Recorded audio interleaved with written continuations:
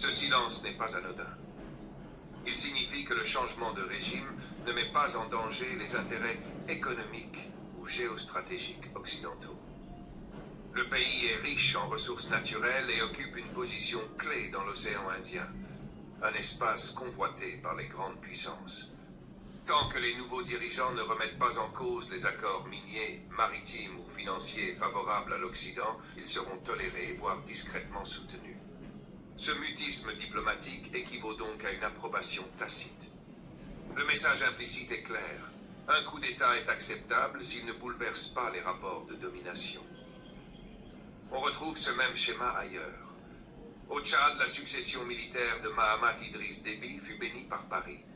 Au Gabon, la chute d'Ali Bongo fut accueillie avec un silence prudent, car elle ne menaçait pas les intérêts économiques français. Dans tous ces cas, la réaction occidentale dépend moins du respect des principes démocratiques que de la préservation d'un certain ordre géopolitique. En d'autres termes, un putschiste utile devient un partenaire légitime, tandis qu'un putschiste rebelle devient un ennemi. Ainsi, les propos de Nathalie Yamb ne se limitent pas à une provocation. Ils constituent une dénonciation stratégique du double discours occidental. Elle met en lumière la manière dont les institutions européennes et françaises instrumentalisent les notions de démocratie, de droits humains et d'état de droit pour masquer des logiques d'influence. Son message appelle les Africains à lire entre les lignes, à comprendre que le silence est parfois plus éloquent que les discours.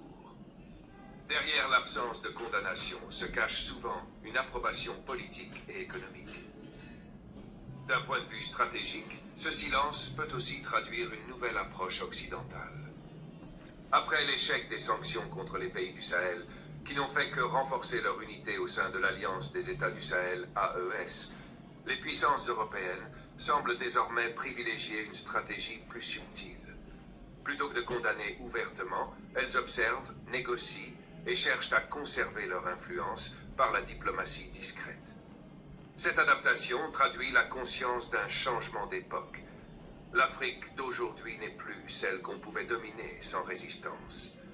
Les opinions publiques sont éveillées, les discours souverainistes gagnent du terrain et la jeunesse africaine n'accepte plus les injonctions venues de Paris ou de Bruxelles.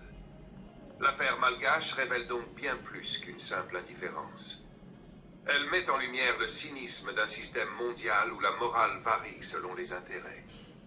Elle montre aussi que l'Afrique, à travers des figures comme Nathalie Yamb, commence à décoder les jeux de pouvoir et à réclamer une véritable cohérence dans les relations internationales.